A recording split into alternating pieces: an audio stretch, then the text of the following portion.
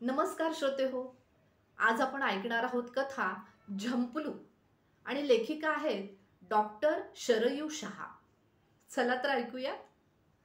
6 वर्षापूर्वी झंपलू दारात आला. अगदी 6 महिन्याचा होता. पांढरा शुभ्र गुबगुबीत आणि त्याच्या अंगावरती गोल्डन पट्टे. किती देखणा दिसत होता, अगदी रुबाबदार. वसू झंपलू बद्दल सांगत होती. वसू माझी बहीण. ती पुढे म्हणत होती, बघता क्षणीच आम्हाला तो एवढा आवडला.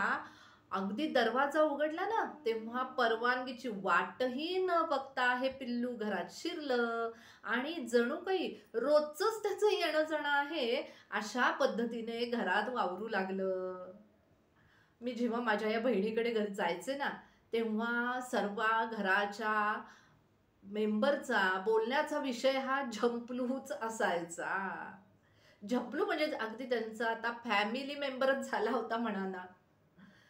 अगदी मिसळून गेलेला होता त्यांच्याकडे आणि अख्खं कुटुंबही त्याच्यामध्ये गुंतलेलं.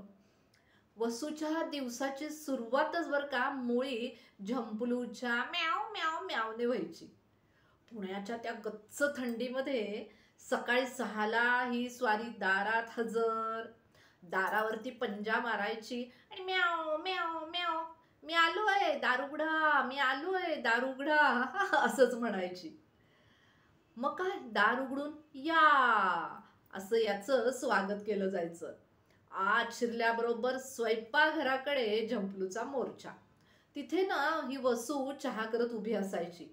तिच्या पायाभोवती फेऱ्या मारून मारून झंपलू आपला अस्तित्व तिला दाखवायचा.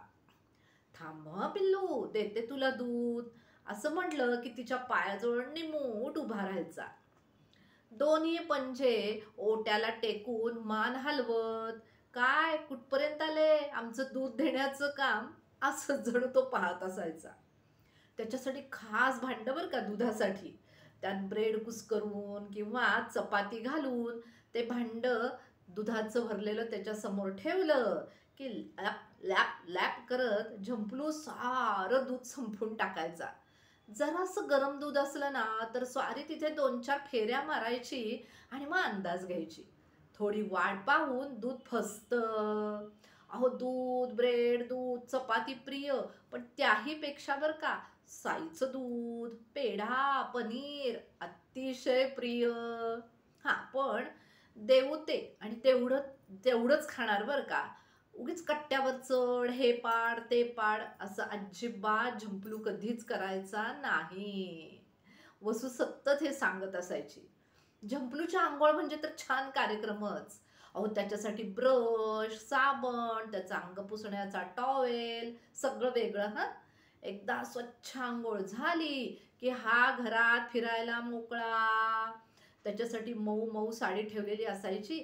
त्याच्यावर छान मुटकुळ करून झोपून जायचा. डोळे मिटून अंग सैलावून छान ताणून द्यायचा. हो हो, अगदी बाळंतिणीला आंघोळ घालून झोपवतात ना तसंच. अंगाचं मुटकुळं करून पडलेल्या झंपलूवरती खिडकीतून सूर्याचे किरण पडले, त्याचे ते गोल्डन पट्टेत ना अगदी झळझळून उठायचे. थोडी विश्रांती झाली की मग हा मुलांच्या रूमकडे, अनु आणि आशूच्या. तिथे शाळेत जाणारी मुलं अभ्यास करत असायची, पण त्यांच्या खुर्चीजवळ बसून राहणं याला खूप आवडायचं. मधूनच ही मुलं उठायची पुस्तक घ्यायला, पाणी प्यायला. ही उठली की झंपलूही त्यांच्या मागे. मुलं जागी राहून बसली की तोही पुन्हा खुर्चीजवळ बसणार. मुलं काय करतात अगदी घारीसारखी नजर व्हायची. टुकू टुकू टुकू टुकू मान हलवत दोन्ही मुलांकडं आळीपाळीनं न्याहाळणारा हा झंपलू जणू मुलांवरती देखरेख करतोय की काय असंच वाटत राहायचं. त्याच्या या स्वरूपाचं त्याचं नजर ठेवणं पाहून मला आठवायचे आमचे आप्पा. अहो निमगावला माझ्या माहेरी लहानपणी आम्हाला सांभाळायला तेच होते बरं का. निमगावचं म्हणाल तर एवढा मोठा चौसोपी वाडा. अगदी नांदतं खेळतं गोकुळच हो आमचं. किती माणसं घरामध्ये. बाबा, मोठे काका काकी त्यांची 7 मुले, छोटे काका काकी त्यांची 5 मुले, माझे 2 मोठे भाऊ तिथेच राहायचे. दादा, बाई आणि मी येऊन जाऊन करायचो. सगळे मिळून 17 लहान मोठे बहीण भावंड घरामध्ये. 2-3 झोळीतली, 2-3 नुकतीच पाऊल टाकणारी, या साऱ्या लहान मोठ्या 7-8 पोरांवर लक्ष ठेवण्याचं काम आप्पांचं. धोतर, फेटा आणि अंगात कुडतं असा त्यांचा पेहराव. पांढऱ्या मिशीवाले आप्पा सगळ्या छोट्या मुलांना सभोवताली घेऊन बसत. लहान मुलं, सगळ्यात छोटी मुलं त्यांच्या मांडीवर, बसणारी मुलं हाताशी आणि थोडी मोठी त्यांच्या मागे पुढे. पण सगळेजण त्यांच्या आजूबाजूलाच असायची बरं का. झोळीतल्या बाळांना पाळणा देत, झोका देत, न रागवता आप्पा ज्या नजरेने मुलांवर लक्ष ठेवायचे ना, तीच नजर मला झंपलूच्या नजरेमध्ये दिसायची. वसूच्या मुलांवर प्रत्येक हालचाल टिपणारा, लक्ष देणारा, त्यांच्याबरोबर फिरत राहणारा झंपलू मला त्यावेळे आप्पाच जणू मुलांवरती देखरेख करतायत की काय असा भास व्हायचा. खरं तर बरं का, मांजरांचं आयुष्य अगदी 12-13 वर्षांचं. म्हणजे आपल्या एका वर्षामध्ये त्यांच्या 8 पटीने 9 पटीने त्यांची वाढ. झंपलू 6 वर्षाचा, म्हणजे तसा आपल्या हिशोबाने आता 50शी उलटूनच गेलेला. त्यामुळे आप्पा आणि तो मला सारख्याच वयाचे वाटायचे. रात्री रात्री बिल्डिंगच्या खाली जिन्यात कट्ट्यावर ही मुलं जेव्हा मित्रांबरोबर गप्पा गोष्टी करायला जायचे ना, तेव्हा झंपलू त्यांच्याबरोबर हजर. हो, दिवसभर नुसता करून सुस्तीत पडून राहणारा हा झंपलू, पण रात्री आपण यांच्या मागे मागेच. आराम आवडणारा असा हा प्राणी खरं तर, पण ते न करता मुलांवरती निष्ठेने लक्ष ठेवण्याचे व्रत जणू हा पाळत होता. आमचं बोलणं याला कितपत कळतं माहित नाही हं, पण झंपलूनी काय आम्हाला कधीच सोडलं नाही. वसूची मुलं नेहमी म्हणायची, मुलांचाही झंपलूवर फार जीव हो, त्याला पोटभर खाऊ घातल्याशिवाय मुलं घराबाहेरही पडायची नाहीत. झंपलू लहान असल्यापासून ही मुलं झंपलू बरोबर खेळायची, बागडायची, मस्ती करायची. झंपलूला काय आवडतं, काय आवडत नाही याची सगळी माहिती या मुलांना बरं का. झंपलूच्या प्रत्येक म्याव याचा अर्थ मुलांना माहिती. दार उघडा, म्याव. दूध हवं, म्याव. घराबाहेर जाण्यासाठीच वेगळं म्याव. असं हे प्रत्येक म्याव म्याव वेगळं वेगळं. त्यामुळे झंपलू मूडमध्ये आहे की कुठल्या डिफिकल्टीमध्ये आहे, दुसऱ्या बोक्यावर गुरगुरतोय की ब्लॅकीला साथ घालतोय, या साऱ्या म्यावचं आकलन घरी बसल्या बसल्या सगळ्यांना होईल. ब्लॅकी म्हणजे त्याची मैत्रीण, सखी. त्यांचं मिळून फिरणं, मिळून घेणं, एकमेकांना भेटणं, हे सुद्धा बरं का सगळं मूकपणे, अबोलपणे ते बघून एकमेकांच्या अनाचा अंदाज ते घेतात असं वाटायचं. आणि त्याच्या रूपानं मला तर एकनिष्ठ गृहस्थ असल्याची प्रतिमा साकार होतीये असंच वाटायचं. एका सोसायटीत 2 बोके राहत नाहीत, जणू ती बिल्डिंग म्हणजे त्यांच्या एकाच्याच मालकीची, फक्त तिथं त्याचंच राज्य. झंपलू 3 वर्षाचा होता तेव्हाची गोष्ट बरं का. या बिल्डिंगमध्ये दुसरा बोका आला. त्याला हकलून लावण्यासाठी जबरदस्त फाईट दिली होती झंपलूनं. या मारामारीमध्ये त्याच्या डोक्याच्या वरच्या बाजूची फट निघाली होती हो, तिथे जखम झाली होती. झंपलूच्या आवाजावरनं मुलांना कळलं, झंपलू डेंजर डिफिकल्टीमध्ये आहे. मग धावले की सगळे त्याच्याकडे. झंपलूला गाडीत घातलं, हॉस्पिटलमध्ये नेलं. मग काय, अँटी रॅबिजचं इंजेक्शन, परत नाव काय टाकलं फॉर्मवर, झंपलू. सगळे डोस, मलम, अँटीसेप्टिक पावडर, हायड्रोजन पेरॉक्साईड, कापूस, बंडल, वेगळा ब्रश, सगळी औषधं आणि सामुग्री आणून झंपलूची आता ट्रीटमेंट सुरू झाली होती. तसं तर जखम भरून यायला वेळच लागतो नाही का. 8 दिवस लागले, पण स्वतःहून झंपलू उभ्या राहायचा पुढ्यात जाऊन अजित कुमारच्या आणि व्यवस्थित मलमपट्टी करून घ्यायचा, त्याच्यावरती पावडरही टाकून घ्यायचा. चला रे जेवायला असं वसूने हाक मारली की हाक खाली बागेत खेळणाऱ्या झंपुलूलाही ऐकू जायची. सगळी मंडळी टेबलाजवळ येऊन हजर होईपर्यंत झंपुलूही हजर. मग तिथे जेवण होईपर्यंत खाली टेबलाजवळ सगळ्यांकडे आळीपाळीने बघत झंपुलू गप्पा ऐकण्यासाठी बसून राही. वसूच्या परिवाराबरोबर सतत राहण्याचा झंपुलूचा हा प्रयत्न आमच्यासारख्या अधूनमधून जाणाऱ्यांनाही जाणवल्याशिवाय राहायचा नाही बरं का. या साऱ्या गोष्टी मला काहीतरी सांगत होत्या, जाग करीत होत्या. काय लागे बांधणे असतील या झंपुलूचे आणि या वसूच्या कुटुंबाचे. का हा इतका मिळून मिसळून गेला या घरामध्ये, घरातलाच एक होऊन गेलाय. सर्वसाधारणपणे दूध पिऊन झालं की तुम्ही आमचे कोणी नाही, आम्ही तुमचे कोणी नाही, अशी वृत्ती मांजराची असते. पण या झंपुलूच्या बाबतीत मात्र अहो सगळंच उलट.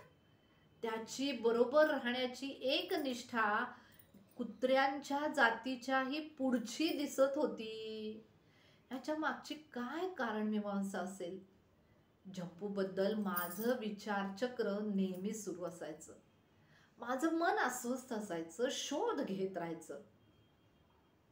रात्रीच्या जेवणानंतर घरामध्ये आरती केली जायची. आरती करू 24 जिनेश्वर, आरती करू या या. इतका वेळ शांत बसून असलेला झंपुलू आरतीच्या वेळी 4 पायावर उभा राहायचा. आरती झाली की मुलांशी थोडा वेळ खेळायचा आणि मग निघून जायचा. इतर बोके आपल्या पिल्लांशी खेळत नाही, तर पिल्लांच्या आईच त्यांच्याबरोबर खेळते, त्यांचं लक्ष देते त्यांच्याकडे. पण झंपुलू मात्र आपल्या या गोल्डन पट्टेवाल्या पिल्लांबरोबर छानपैकी खेळताना दिसायचा. पक्ष्यांमध्ये पिल्लांचं संगोपन नर मादी दोघे मिळून करतात, तसंच झंपुलूही आपल्या पिल्लांवर जातीने देखरेख करत असायचा. झंपुलू पूर्ण शाकाहारी बरं का. अहो उंदीर सुद्धा गट्टम नाही करायचा तो.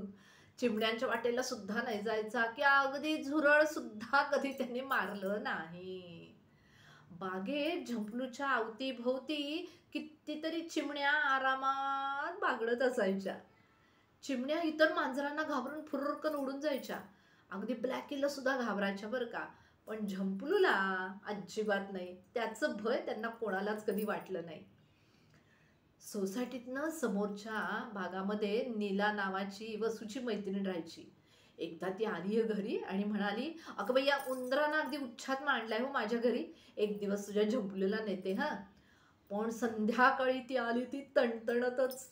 रागानं वसू पुढं त्याला आदळलं आणि म्हणाली, कसलाय ग तुझं झंपुलू, एवढं दारं खिडक्या बंद करून पलंगाखाली कपाटाखाली काट्या घालून आम्ही उंदरांना बाहेर काढतोय, पण तुझा हा झंपुलू अगदी ढिम्म, याच्या समोरून उंदीर पळतायत पण याचं काहीच नाही हो, लक्ष सुद्धा नाही, नुसता बघत बसलाय त्यांच्याकडे. या प्रसंगानंतर मात्र झंपुलू हा पूर्ण शाकाहारी आहे याची खात्री आम्हा सगळ्यांना पटली. त्यांच्या सोसायटीमध्ये राहणाऱ्या बिल्डिंग मधल्या सगळ्यांना हा परिचित होऊ लागला होता. पुढ्यात मासे ठेवले तरी तोंड न लावणारा, उंदरांकडे ढुंकून सुद्धा न बघणारा, चिमण्यांना न मारणारा, अशी त्याची वेगळी ओळख निर्माण झाली होती. सर्वांना आता हा मांजर जातीशी बेईमानी करणारा शाकाहारी अहिंसावादी झंपुलू जैन धर्मीय आहे हे मान्य झालं होतं आणि तसं त्याला लेबलही सगळ्यांनी लावलेलं होतं. अगदी मेन रोड पासून गेट पासून वसूच्या घरापर्यंत भेटणारे सगळेजण वसूला झंपुलू बद्दल विचारायचे, काय म्हणतोय तुमचा झंपुलू, असे प्रश्न कानावर पडायचे. वसूच्या खालच्या मजल्यावरती एस.एस. जैन हे श्रावक राहत होते. ते अधूनमधून स्वाध्याय घ्यायचे. जैन धर्मीय बरीच मंडळी त्यांच्याकडे यायची. वसूलाही ते बोलवायचे. एके दिवशी योगायोगाने मी तिच्याकडे होते, त्यामुळे प्रवचनाचा योग मलाही आला. आम्ही दुपारी त्यांच्याकडे पोहोचलो तर मंगलम सुरू झालं होतं. मंगलम भगवान वीरो मंगलम गौतमो गणी मंगलम कुंद कुंदार्यो जैन धर्मोस्तु मंगलम. नंतर शास्त्र स्तुती सुरू झाली. मिथ्यातम नाश वेको ज्ञान के प्रकाश वेको आप पर भास वेको भानुसी बखानी है. तेवढ्यात उघड्या दारातून झंपलू आतमध्ये आला आणि सगळ्यांना ओलांडून थेट सर्वांच्या पुढे जाऊन बसला.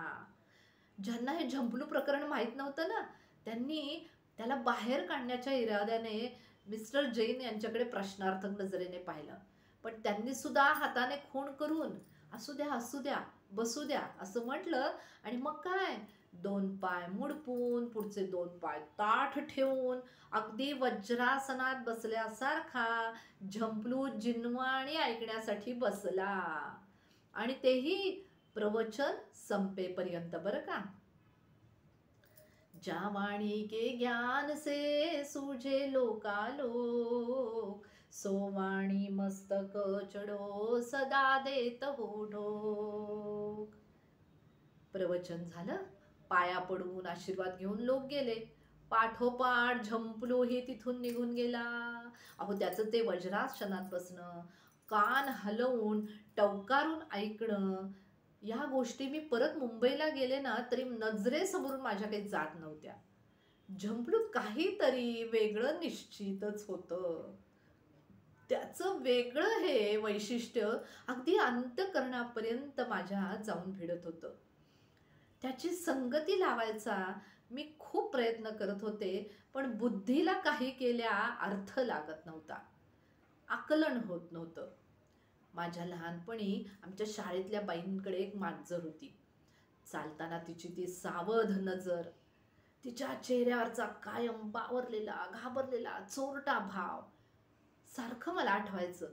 पण झंपलूचं तसं नव्हतं हो. त्याचं दिसणं असणं वागणं सारखं झोकदार रुबाबदार भारदस्त, अंगापिंडानं मजबूत असणारा एखाद्या वाघाप्रमाणे अख्ख्या घरात राजाशासारख्या रुबाबात तो फिरत असायचा. डौलदार लयीमध्ये इकडे तिकडे फिरायला लागला की त्याच्याकडे पाहतच राहावं हो. चेहऱ्यावर चोरटेपणाचा भाव नाही, बावरलेपणा तर त्याहूनही नाही. आरतीच्या वेळी त्याचं उभारणं, प्रवचनाच्या वेळी त्याचं वज्रासनात बसणं, सावधपणे प्रवचन ऐकणं, मुलांजवळ त्यांच्या शेजारी बसून त्यांच्यावरती निष्ठेने लक्ष देणं, कुठेतरी त्याच्या जागरूक मनाची मला साक्ष पटत होती. उन्हात अंग सैलावून पडणाऱ्या झंपलूचे चेहऱ्यावरचे भाव, आरतीच्या वेळेचे भाव, वडिलकीचे भाव, त्याचे हे भाव टिपण्याचा, निरखण्याचा, तपासून पाहण्याचा मला ध्यासच लागलेला होता. काय वेगळेपण आहे बरं याच्यामध्ये, आणि कसं आहे हे वेगळेपण, याचा मागोवा घेण्याचा मी तळमळीनं प्रयत्न करत होते. प्राण्यांना सम्यक दर्शन झाल्याची खूप उदाहरणं आपल्या आगमामध्ये आहेत. अगदी भगवान महावीरांना सुद्धा पूर्वभवामध्ये ते तर सिंह या पर्यायात होते. तसाच कुठेतरी हा भाव झंपलूमध्ये असेल का हो. मन आतून बाहेरून माझं थरारून जात होतं. मध्यंतरी घरात बरेच आजारपणं झाली, त्यामुळे झंपलूचा विषय मागे पडलेला होता.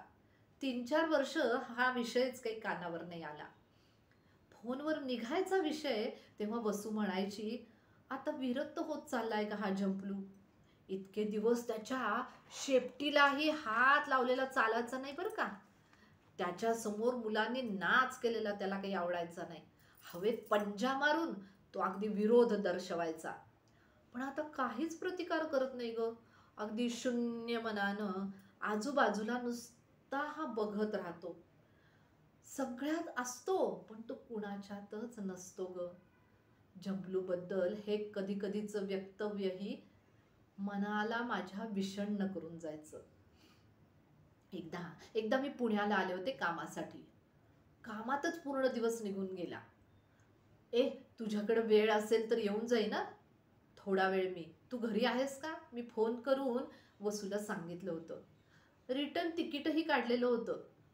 निदान फोन तरी करू. जायला जमलं नाही म्हणून मी फोन फिरवला तर तिकडून फोन उचलला गेला, पण सामूहिक नमोकार मंत्र आणि नंतर वसूचं कातर आवाजातलं हॅलो हे शब्द कानावर पडले.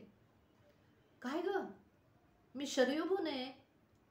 अगं अगं 5 दिवस झाले ग. झंपलूने पाणी पण घेतलेलं नाहीये बघ. तू पुण्यातून बोलते का? ताबडतोब घरी ये ना प्लीज. मग काय, अहो मी तडक रिक्षा केली आणि घरी निघाले. मनात झंपलूचेच विषय सुरू होते. अगदी 10च मिनिटात मी घरी पोहोचले. झंपलूचा श्वास मंदावला होता. नजर क्षीण झालेली होती. त्यात कसलेच भाव नव्हते बरं का. या 10 वर्षातली त्याची सारी रूप माझ्या नजरेसमोरून पटपट पटपट तरळून गेलेली होती. आता आता त्याला पैल तीराचे लागलेले भाव त्याच्या चेहऱ्यावरती दिसत होते. नमोकार मंत्र त्याच्या कानामध्ये मुलं अखंडपणे म्हणत होती. आपल्या आयुष्यामध्ये झंपलूने शाकाहार पाळलेला होता. बिल्डिंगच्या बाहेर कधीही न जाता देशव्रत पालन केलं होतं. आणि आता तर अन्न पाण्याचा त्यागच त्याने केलेला होता. माझं डोकं झणानून उठलेलं होतं. ही त्याने सल्लेखना तर नसेल घेतली ना? हा जीव समाधी मरण साधतोय का? नमोकार मंत्र म्हणत म्हणत झंपलूच्या डोळ्याची ज्योत मालवत गेली. शांतपणे देह सोडणाऱ्या झंपलूची आणि देवापुढे निरंजनाची अखंड तीव्रतेने लावलेल्या ज्योतीची, दोघांची ही वेळ एकत्र आली आणि त्या ज्योतीतूनच मला त्याची आठवण कायम राहिली. मला उगीचच असं वाटलं, ज्या ज्योतीतच झंपलूची जीवन ज्योत मिसळून गेली ती माझ्यासमोर आहे का? आता त्या निरंजनातील ज्योत अधिकच तेजस्वी मला भासू लागली होती. तेजस्वी भासू लागलेली होती. नमस्कार.